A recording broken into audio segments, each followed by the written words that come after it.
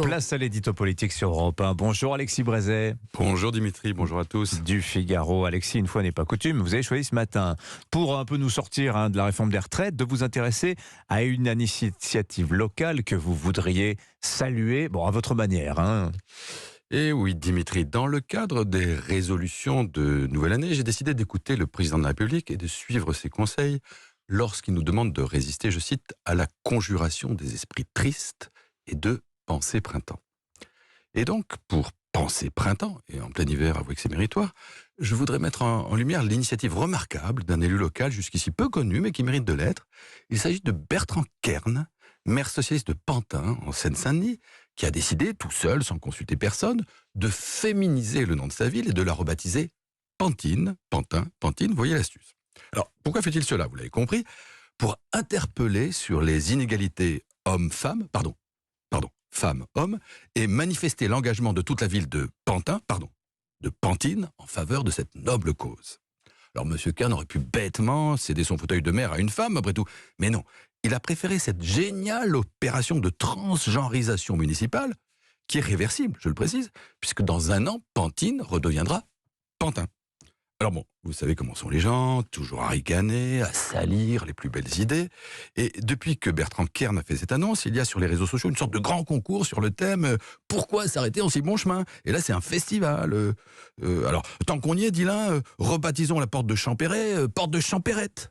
Ici les Moulineaux, ici les Moulinettes. Lyon, la ville de Lyon, Lyon. Lille, la ville de Lille. L'Aile, oui. Et j'en passe, et des plus aigriardes sur la ville de Mâcon. Mâcon, vous y êtes. Ou de Juan-les-Pins. Je vous laisse réfléchir. Bon, attention, on va déraper là. Vous avez raison. Arrêtons la plaisanterie parce que tout ci est vraiment trop déprimant. Il y a eu la féminisation des professions qui nous a donné l'élégant auteureux et la délicieuse écrivaine. Il y a eu la féminisation de l'orthographe avec la fameuse écriture inclusive, officiellement interdite par Édouard Philippe et Jean-Michel Blanquer, mais plus que jamais en vigueur dans les écoles, les universités, dans toutes les municipalités écologistes et jusque sur les plaques de marbre apposées dans les couloirs de la ville de Paris. Et alors maintenant, on a la féminisation des noms de villes.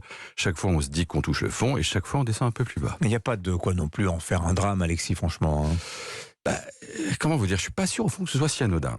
Alors bien sûr, on a envie d'en rire. Le dégenrage des barbecues, les toilettes neutres, l'emoji de l'homme enceint, les cours de danse à Sciences Po, les journées du matrimoine, parce qu'il ne faut plus dire patrimoine, la devise républicaine transformée en liberté, égalité, sororité. Tout ça, c'est tellement bête, tellement grotesque.